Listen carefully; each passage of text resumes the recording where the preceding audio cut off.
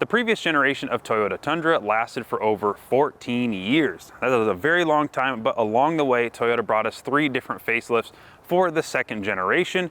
And then for the third generation, they gave us an all-new exterior, all-new interior, and even an all-new powertrain. The 2 previous generations of the Tundra both had options for a V8, a 4.7 and a 5.7. This third generation does not give you that option of a V8, going a more economical as well as powerful route, utilizing a hybrid powertrain. So we're going to take a look today and see what this third generation Tundra has to offer, see what's different about it compared to the previous generation, see where it ranks against some other vehicles, and see if it's worth the heavy sticker price as equipped for this Platinum of over $70,000.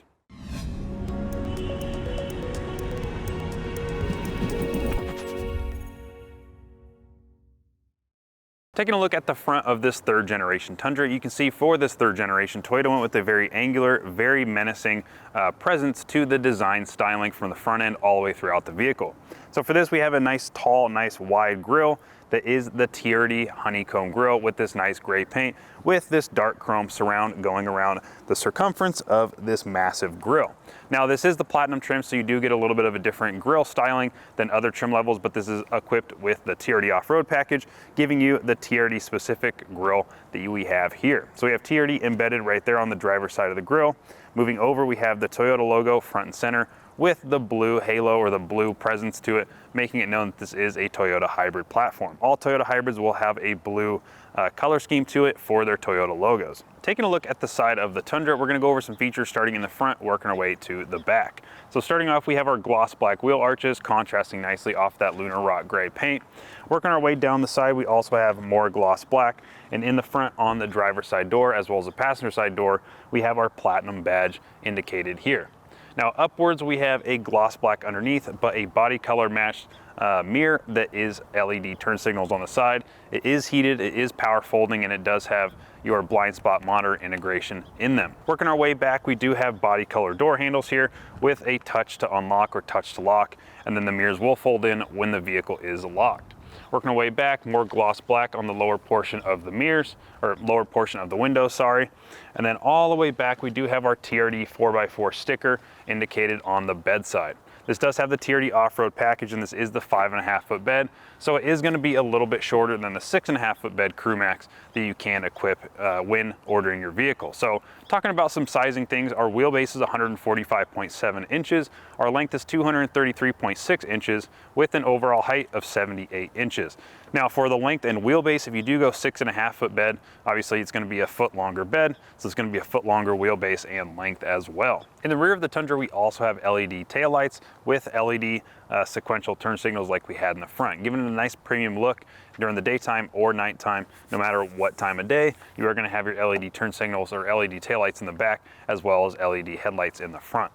Now moving in, we do have all black badges on the rear tailgate with our stamped Tundra logo going across the back here. But this does have an $89 option, giving you black Tundra stamping instead of body color, giving it a nice contrast between the lunar rock gray and this black logo. Moving to the top, we do have this nice gloss black going across the top portion of the tailgate, where you're going to find your release for your tailgate right here. So we're going to have our Toyota logo embedded in that. This is fixed. It's just going to have an electronic push button underneath, and this is going to be where your rear camera is integrated right on the driver's side of your Toyota logo back here.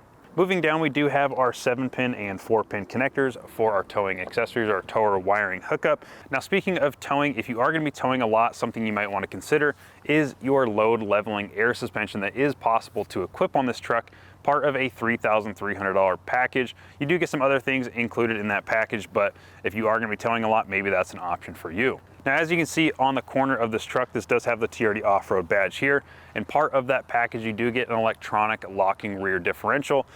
Can't really show you much right now because it is just a stationary thing, but this TRD off-road package not only gets you wheels and tires, front skid plate, some badge packages, as well as an electronic rear locking differential and some other things that we'll go over later in this review.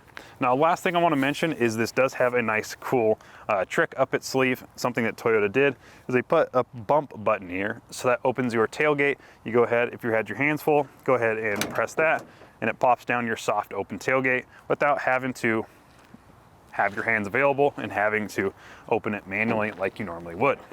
Now, obviously, if you didn't have your hands full, go ahead and press that and that pops down, soft open and manual close. Under the hood, we have the iForce Max, which is a 3.5 liter V6 twin turbo with the hybrid assistance. Now this does get 437 horsepower and 583 pound-feet of torque, all powering through a 10-speed automatic transmission. Now for economy, we have 19 miles per gallon in the city, 22 on the highway, and 20 miles per gallon combined. Now this is the iForce Max, so we do have the hybrid powertrain, which is powered by a 1.87 kilowatt hour battery underneath the driver's side rear seats. Now this does have an electric motor in between the engine and the transmission that gives you a 48 horsepower and 184 pound-feet of torque bump, giving you your power numbers and your economical numbers. Now there is an option for a non-hybrid platform, which is just the iForce, not the iForce Max, and that gets you 389 horsepower and 479 pound-feet of torque and gets a little bit less miles per gallon at 17 in the city, 23 on the highway, and 19 miles per gallon combined. In the front seat, you're going to find 41.2 inches of legroom and 39.3 inches of headroom, even though you have the panoramic moonroof. So the panoramic moonroof comes standard in the platinum trim, so you are going to have that no matter what if you do go with this trim level, but you still have plenty of headroom up here in the front driver's seat, as I find being 6'1". As far as amenities go in the front seats, you have lots of things to be talked about here. You have 10-way adjustable leather trim seats, and 4-way adjustable lumbar, both on the driver's side and the passenger side. The passenger side seems to be lackluster most of the time in most vehicles, but Toyota left no stones unturned, equipping this vehicle with lots of amenities. Now, both driver and passenger seat are heated and cooled. And you also have a leather trim steering wheel that is heated as well. Heated outside mirrors, heated steering wheel, heated seats front and rear. So there's just a ton of amenities up here to make you as comfortable as possible. Now in the rear seat of the Tundra, you're gonna find 41.6 inches of legroom and 36.9 inches of headroom. Now the 36.9 inches of headroom is a little bit lower than what it would be without the panoramic moonroof, but that comes standard on this platinum trim like we have here. So we do have the panoramic moonroof. It cuts out of your headroom a little bit, and I would like a little bit more headroom in the back seats here.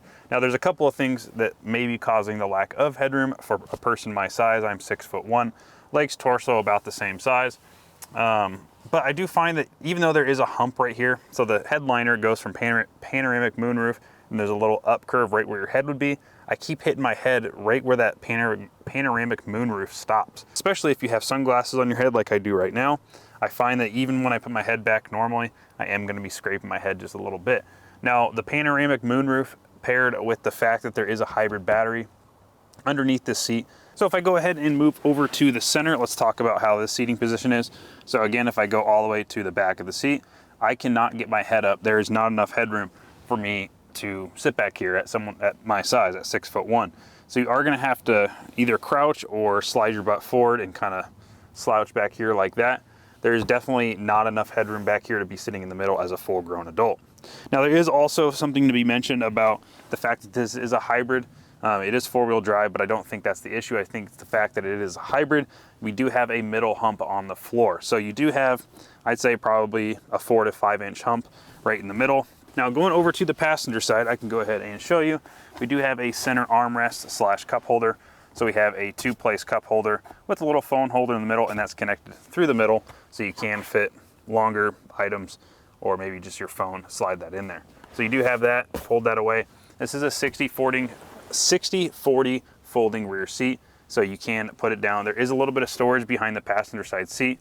Behind the driver's side rear seat is the JBL subwoofer, so you do not have any storage back there. Hopping into the bed of the Tundra, let's talk about a couple of things. So as you can see, this is the 5.5 foot bed. There is a 6.5 foot bed that you can equip to the CrewMax 4x4, but that is not what we have here, 5.5 foot bed. So 65.6 inches of bed length here. Now overall bed depth is 20.9 inches, bed width is 58.7, and between the wheel wells, so the width 58.7 is going to be behind the wheel wells, and between the wheel wells is 10 inches less at 48.7, with the max payload of 1,940 pounds. Now, as mentioned, this is the 5.5 foot bed. There is a 6.5 foot bed available, but there is an option for an 8.1 foot bed, but that's only available on the SR or the SR5. Now, for the 3rd generation Tundra, Toyota went ahead and went with a composite bed, an aluminum reinforced composite bed. And that's going to have a little bit better impact strength or greater impact strength than an all aluminum bed. Now for cargo lighting, they are going to have LED cargo lights up here that come standard on all trims, but ours is equipped with 120 volt charging as well as LED bed lights. As you can see here, we have a 120 volt outlet there, as well as LED light here, LED light there, and giving it a nice lit up feature at night. Now the 120 volt charging and the bed lights is standard on the Platinum and on the trims up above that, but it is an option on the SR5 and the Limited. So if we go ahead and take a look at our rear view mirror, we have just a basic mirror, and then we go ahead and flip this up and it goes digital. So there is a camera in the bed up there where the third brake light is, right up there on the other side on the outside. There is a bed view so you can see what's in your bed or what's behind you with a digital rear view mirror. Now past this, we do have a camera system up on the front windshield that is giving us our Toyota Safety Sense 2.5. So we have lots of safety features that come standard on all Tundra trims. So we have our radar cruise control as well as our lane departure warning or a lane trace assist. Over here on the driver's side door panel, we also have seat memory, 1 position, 2 position. So if you want to set your seat for 2 different drivers, you can do that on the Tundra Platinum. We also have height adjustable seat belts. We go ahead and press and move up and down on the passenger as well as the driver's side. Same door panel as the driver's side on the passenger, but up here is the main difference. On the TRD Pro, you're going to have a massive logo up here on this plastic piece here. As you can see over on this side of the dashboard, we just have a little Platinum badge indicating what trim level we have. If we zoom back out, we have a padded leather insert here with double stitching on both sides. Open up the plastic center console and we have plenty of storage for books. We have all of our manuals, lots of literature coming with the vehicle. We even have more space down there. Taking a better look at the center of the vehicle, pop this open. We have 2 cup holders connected in the middle there. Nice rubber floor insert there with these sprung inserts where you can have a bigger bottle or a smaller bottle. Go ahead and close that up. And then right here we have our MTS as well as crawl control, drive mode, and tow haul buttons, where we have our drive selector as well, so we can go to sport, normal, or eco. We have our transfer case selector here, so we can go 2 high, 4 high, or 4 low. And that just pushes down, go back, and the truck will do the rest. We have a few buttons up here, some for the trailer, our camera views, our traction control off, and then our selector here, part of our TRD off-road package, is the fact that we have an electronic selectable rear locker. Hazards here, and then 2 empty blank spots for whatever you want to use or for optional things on different trim levels of Tundras. Up here we have manual HVAC controls with a little LCD screen up here that illuminates when we turn the vehicle on. So you can see what temperature, what type of setting you have it on, whether it goes up top, down below, or defrost, things of that nature. Taking a look at the center console, there is a lot to go over here. There's a lot going on here. So starting off, we have padded leather right here with that contrast stitching found on the passenger side as well as the driver's side. In the middle, you fold this up, just a little cubby here for maybe a notepad, some smaller things, but it is smooth plastic, so it will slide around corners. Close that up. This is just another tray with a bit of dividers here, a little bit of corrugation, but again, hard plastic, so things are going to be sliding around. You can have a pass through there to the inside of your main center console, and we'll go ahead and pop that open. Button on the front here pops up, stays open with a nice hinge. Then inside there is lots of compartments. So we do have a USB-A as well as a USB-C charger. And then we also have coin holders, which is something you do not find in vehicles too often. But we also have just removable holders here with a nice little Easter egg. We have the Tacoma, the 4Runner, I'm assuming, as well as the Tundra. Maybe just some small Easter eggs here and there from Toyota. Definitely not as many as Ford or Jeep, but plenty of storage in here, very wide, very expansive. We have 1 light back here to light up your cargo area. Now up above here, we have our 14-inch infotainment screen. Let's go ahead and pop this on. We go ahead and press our TRD start button there. That is part of that TRD off-road package. This will pop on, Toyota logo comes on, and it's gonna give us some warnings, things of that nature. You know how it goes with all of our safety features. Now this 14-inch infotainment system is standard on all trims above the Limited. So you have the Limited, Platinum, you have your 1794, your TRD Pro, as well as Capstone. Now the only ones that do not get this 14-inch screen are the SR and the SR5 that get an 8-inch infotainment system.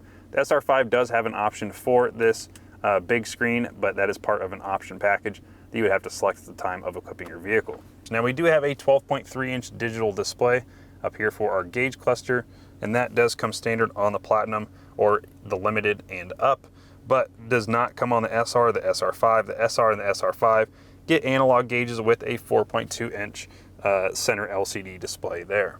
Now that we're in the driver's seat of the Tundra, let's talk a little bit more about how this vehicle performs on road. So starting off with the performance rating, I did a 0 to 60 in 6.82. That is the best I could get. Now the ground was a little bit damp, so I did have a little bit of traction control kicking in. But other than that, it felt very strong, very flat from 0 all the way up to 60. It didn't feel like it was weight transferring that much. And I think that's really just that hybrid power. It's very linear. There's no massive torque curves, and that electric motor does help in that kind of torque dip of the twin turbo V6. So it is a nice, powerful motor. You definitely feel torque management down low just to make it so it does not spin, because at nearly 600 pound-feet of torque, if they gave you all of that 600 pound-feet of torque in the first couple of gears, you're 1000% going to spin. So you can tell that Toyota definitely implemented some technology in there to kind of give you some torque management to limit the chances of you slipping around. So that is a good thing and a bad thing. If you're, obviously, if you're wanting massive 0 to 60 times, or I guess little 0 to 60 times, the torque management definitely is going to help that if you're on a very nice surface. But when you're on wet surfaces like I am right now, it is nice to have that torque management so you can have more of your pedal to play with rather than having the throttle or to feather the pedal to make it not spin. You get what I'm saying. And that brings me to my next portion of what I want to talk about this vehicle, is the braking. So like I mentioned, it is wet roads right now and it is fairly cold. I think it's 43, well, it's 50 degrees right now. It was about 45 degrees a little bit ago, and I just do not feel comfortable doing a 60 to 0 stopping test. I know that ABS can probably save me and keep me in a straight line, but I just don't feel like slamming on the brakes, especially when it's wet out in some inclement conditions. So I'm gonna leave a 60 to 0 up for your imagination, but I will talk about how this vehicle brakes. Now, this is a hybrid powertrain vehicle, so it's gonna be relatively heavy at 6,080 pounds or 6,100 pounds, depending on how you are equipped. But I think at 6,000 pounds, this thing handles hard braking. I actually, the other day I was driving it, it was not wet out, it was dry, but it was very cold. I had to apply the brakes in like an emergency manner. There was an animal in the road. I live out in kind of like the back country of where I live, and so there's a lot of deer, a lot of raccoon, and a lot of coyotes. And something, I can't tell what it was dark out, something ran out in front of the road, and I had to slam on my brakes not to hit it.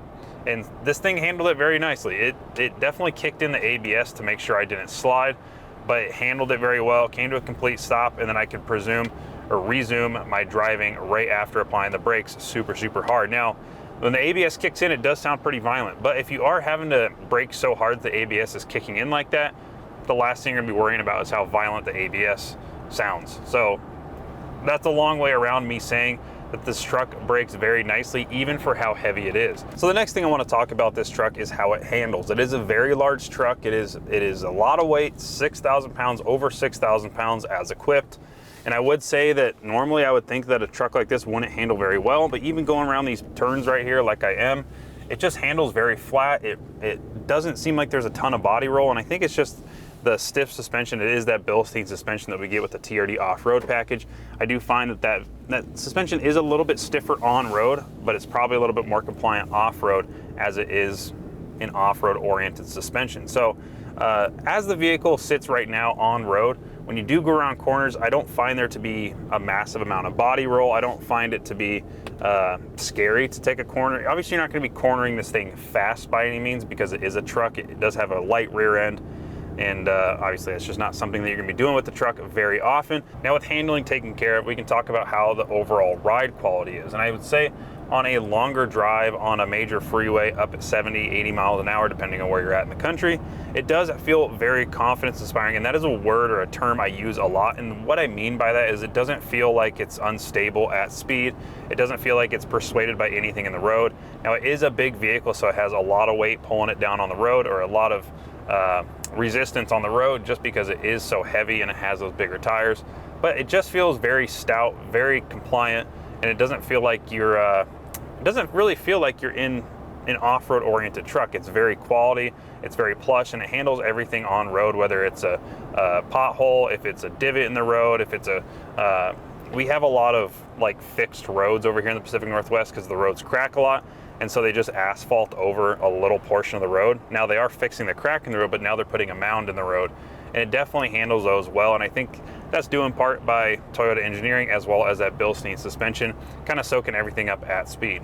Now, in terms of how it sounds inside the cabin for overall cabin noise, you always know that I rate my cabin noise in decibels with a decibel meter on the same road. So out by where I live, out here in the Pacific Northwest, same road every single time at 50 miles an hour, I got a 57.7 interior max cabin noise. So that is 57.7 decibels at 50 miles an hour. And I had every time I test, if it has a sunroof, I always close the sunshade, make sure that's closed, and I hold the meter right in between the passenger and the driver's seat. And I got 57.7 as the max decibel reading at 50 miles an hour. Now, when I'm at 50 miles an hour and I rev it out to 70 miles per hour, I do find that it is fairly loud in here. I have talked to Toyota engineers in the past, and they are saying that they pipe sound into the cabin. Now, there is no way to turn that off in the settings. And I think they just do that because it is a V6 with turbo, so it's going to be a little bit quieter than what they really would want or what their audience would want. So they try to give you a little bit more of an audible feel with piped in sound. Now for the most important rating that you're probably wondering about, and that is the fuel economy. So this is rated at 20 miles per gallon combined for the iForce Max 4x4, and you are going to find that 20 miles per gallon combined is achievable. So I have been driving this car for a few days now, and I do find that anywhere from 18 to 22 miles per gallon, depending on what driving conditions are, you are going to be finding that 20 miles per gallon combined fairly easy to achieve. Now, with that being said, the competition in this half-ton truck market, the Ford F-150, the Ram 1500, as well as a Chevy Silverado 1500, it's going to be some close competitions. Now, the Chevy is going to be the closest in miles per gallon rating, but that is the 3-liter diesel. It has much less power, but that gets up to 25 miles per gallon combined. Now the Dodge also has a 5.7, so you still get the V8, but it has something called e-torque with an electric assistance, giving it some extra power boost here and there, and that gets only 20 miles per gallon combined. Now, in terms of one of the main competitions, the best-selling vehicle in the country, the Ford F-150, that does have now a Powerboost motor. So it's an EcoBoost twin-turbo V6, same size, 3.5 liter, but it now has a hybrid system, giving it just a little bit less power than what this Tundra has, but it does get 24 miles per gallon combined. So 4 miles per gallon better than what this Tundra gets, has a little bit less power, but you are getting 4 miles per gallon better. Now, after reading some reviews, I did see that the Ford, it seems like that's kind of a hard number to achieve, that 24 miles per gallon, because I would assume too, it has decent power. You're probably gonna be getting on it a lot. And in real world conditions, that 24 miles per gallon might be a little bit more difficult to get. So there is some stiff competition out there in the half-ton truck market, but I definitely think Tundra is one of the better options if you are willing to fork out the money for the iForce Max motor. Now let's go ahead and take a look and see how the competitors stack up against the Tundra, and we're going to be looking at the Silverado 1500 as well as the Ford F-150. So let's start off with looking at how the entry-level price is for these pickups, and for the Tundra it's going to be the SR trim. So that's going to be a double cab, 6.5 foot bed, 2-wheel drive, not 4, and the iForce V6 non-hybrid. It's going to be $39,965 to get your foot in the door. And then if we jump over to the Silverado, we have the WT trim or the work truck trim, regular cab, short bed, 2-wheel drive with the Turbo Max engine. That's going to set you back $36,800, which is a few $1,000s less than the starting price for the Tundra. Now keep that in mind later on in this segment, and we'll loop back around to that. The F-150 is going to be the XL trim, single cab, short bed, 2-wheel drive with the 5-liter V8. That's going to set you back $36,770, just a hair under where the Silverado is sitting. Now if we go comparable trim to trim, for the Platinum Tundra, we have the 3.5-liter twin-turbo V6 iForce Max hybrid motor, 437 horsepower and 583 pound-feet of torque, 10-speed auto, and that'll set you back a starting price of $61,775 before any options are added on. Now for the Silverado, a couple different engine options to choose from. I wanted to get as close to the horsepower and torque numbers that we had in the Tundra, so I went ahead and equipped the 1500 Silverado with a 6.2-liter V8, and that's 420 horsepower and 460 pound-feet of torque, paired to a 10-speed automatic transmission, and that starting price is $65,685. If you wanted a cheaper option, you can go with the 5.3-liter, 355 horsepower and 383 pound-feet of torque, but that is going to set you back $62,795, just about $3,000 cheaper than the 6.2-liter V8 will get you. Now if we jump over to the F-150, the similar trim level compared to the Platinum Tundra is going to be the Lariat paired with the Powerboost engine, which is a 3.5-liter V6 with their hybrid platform, getting you 430 horsepower and 570 pound-feet of torque. So it's fairly similar numbers to the Tundra, but just a little bit under the Tundra power figures, which I think is on purpose. The Ford is also equipped to a 10-speed hybrid electronic automatic transmission, but the Ford F-150 with this power boost is going to be fairly pricey. Without the discount, we'll talk about that here in a sec, it's going to be $69,825 without options. So the Platinum Tundra is going to be $61,000 and the Lariat is going to be almost $70,000. Now Ford is offering a power boost discount, pretty much canceling out the extra cost of the power boost compared to the other engine options. So with the discount, you're looking at $67,925. Now, miles per gallon wise for these engine setups, we're looking at 22 miles a gallon on the highway for the Tundra, 20 miles per gallon on the highway for the Silverado, and 24 miles per gallon on the highway for the F-150. So the Tundra is going to get second best miles per gallon in terms of these three trucks, and the Ford is going to take the cake with that 24 miles per gallon combined. Now these trucks do have a few things in common, so let's go ahead and talk about that. They all come standard with 20-inch wheels. They all come standard with heated and ventilated leather trim seats, large infotainment screens, digital gauge clusters, and then the Tundra is kind of sets itself apart from the other trims because the Tundra comes standard with heated and ventilated rear seats for the Platinum trim. Now there is options for heated seats in the rear with the F-150 and the Silverado 1500, but those are going to be optional. So those are going to have to be added on later on in the future. Now listen, I know I just threw a lot of information at you guys, but all things said and done, I truly believe that the Tundra is going to be the best bang for your buck in terms of this mid-level Platinum comparison between the three. These trim levels can get expensive, and the Tundra gives you the best bang for your buck. Listen, it's 2024. We want the most for our money. Everything is expensive. So if it's going to be expensive, let's get some things for that money. And the Tundra has that to offer. Now overall, I had a great time driving this truck for the week and a half. The week that I had it, I really felt like I became one with the truck, really experienced what it's like to own a half-ton truck or a bigger truck compared to some of the other ones that I have extended experience with.